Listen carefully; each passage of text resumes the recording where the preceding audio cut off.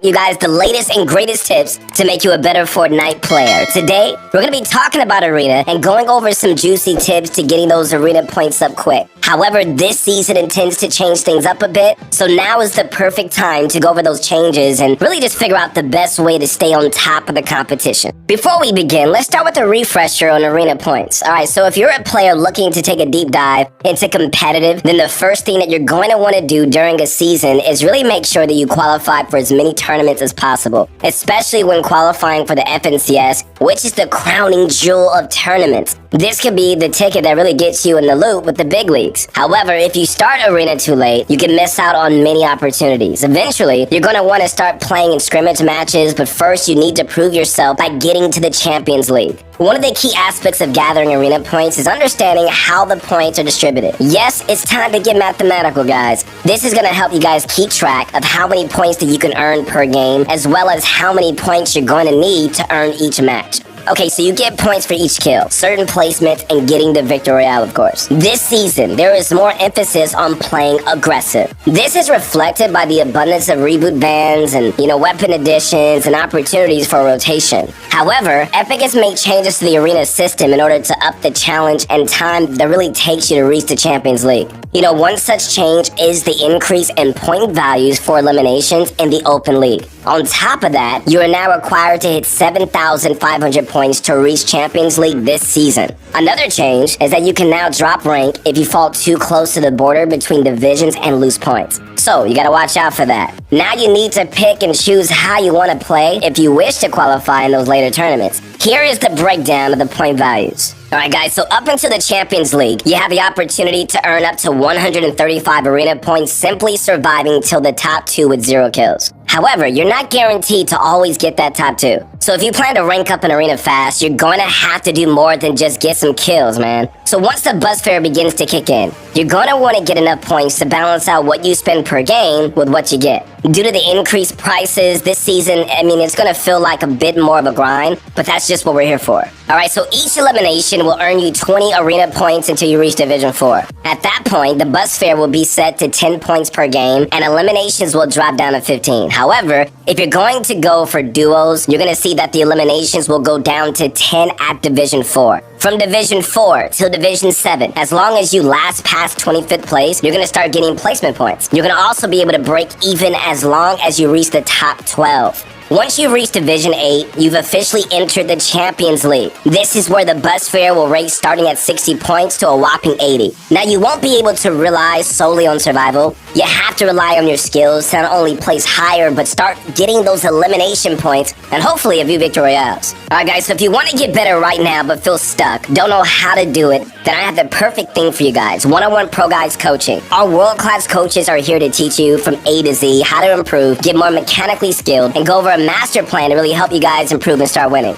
Join ProGuides.com today, link down below. Alright, so if you haven't played Arena before watching this video, then you're probably starting off in the Open League in Division 1. For Open League, you're going to want to play aggressively. With the extra boost and elimination points and no consequences for dying, this is the time to rack up those points. And if you can keep getting elimination points and place highly, then you're going to see yourself breezing through the first 3 divisions. Okay, so another key thing to really keep in mind is throwing what the most contended spots are. Okay, so if you're looking for elimination points, then look towards Believer Beach and Retail Row. These areas are becoming pretty popular drop spots and a great way of just getting into those early game fights. Just keep track of what the bus route is really going to be at the start of the match. If you start your drop correctly, you can be one of the first players to touch ground and have a weapon in hand. This is going to give you guys a major advantage over players who drop in after you. There are also plenty of vehicles in the area to get you ready to chase after more fights once you've wrapped up in one area. Okay, so with the new point system comes a change in which game mode to really focus on when grinding those Arena points. This season, the favored game mode for ranking up fast is duos.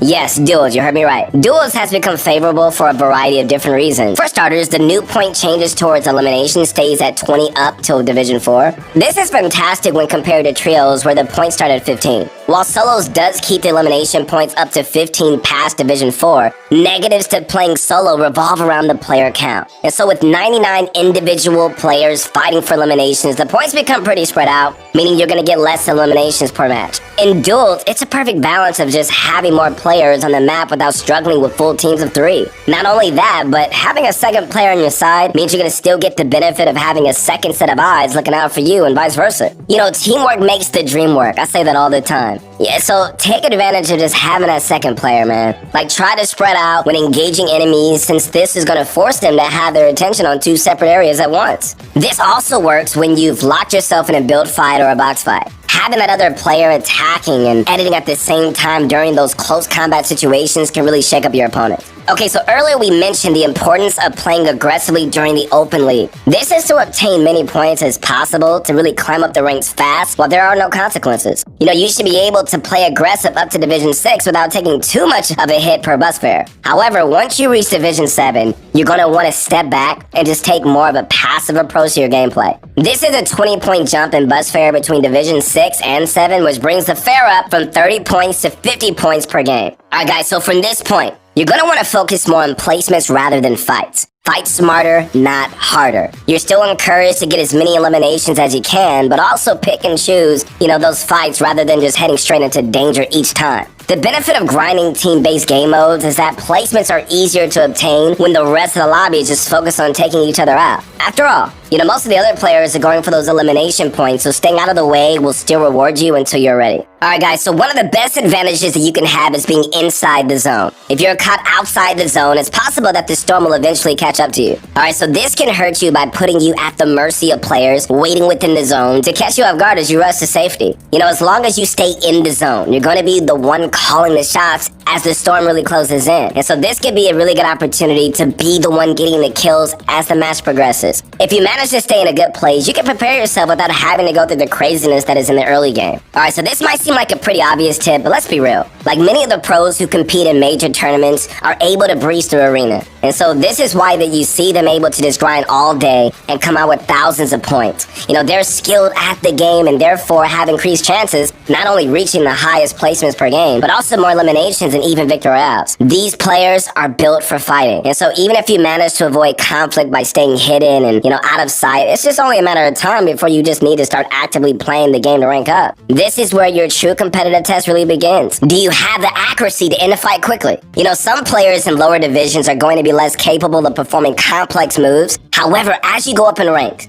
okay, you're going to encounter more and more players who are in this for the long run. Luckily, by now, many of the big pros would have already achieved Champions League, meaning that you're less likely to really run across them. So take this opportunity to really learn how to edit and practice your aim, guys. Creative is still the best place to practice your mechanical skills using 1v1s, aim maps, and edit courses. Grinding Arena will be where you need to put these skills to use. So, once you've mastered the mechanics, start grinding Arena. If you want to increase your odds of survival, you need to start treating this as if you were practicing for a real tournament. Finding a good landing spot and start grinding it, I'm telling you. Become familiar with the landscape, the resources, and the chests in the area. So during the open league, you're going to want to focus primarily on contested spots such as Believer Beach and Retail Row. However, as you progress, you're going to want to find more secluded spots where you can just gather loot that is going to take you to the late game. You know, you're going to have opportunities later to take down enemies. And so with that being said, guys, another detail to look out for, which isn't exclusive to any one POI, are the crows. Crows come in epic and legendary variations. Finding one can really reward you with meat and a weapon of equal rarity as long as you can bring it down. This can be a great opportunity to really get a decent loadout fast, so keep your eyes open. You also need to have an understanding of what weapons and equipment are sought out amongst pro players. Okay, so the new Chili Chug can offer a great advantage when you want to get more shields, but also speed up your team. This can make all the difference when fighting other players. Ghost Floppers are definitely going to help you rotate. Once you're in the air after a trip through the launch pads, you can cancel out the ghost effect and redeploy. This is going to give you guys a great bird-eyed view of the surrounding area, which is great for spotting players from a distance. It also is going to give you a chance to rotate from one area to the next. If you follow these tips, you're going to be able to achieve arena points faster than you could before. Understanding the fundamentals of arena will prevent you from making avoidable mistakes that can set you back entire divisions. Remember, guys, to be a pro, you need to get into the mindset of a pro. Guys, did you guys enjoy today's video? We hope you guys did. Don't forget to leave a like, subscribe to the channel, and spread the word. We got so much more amazing content coming out. I'll see you in the next one. Stay grinding. Peace.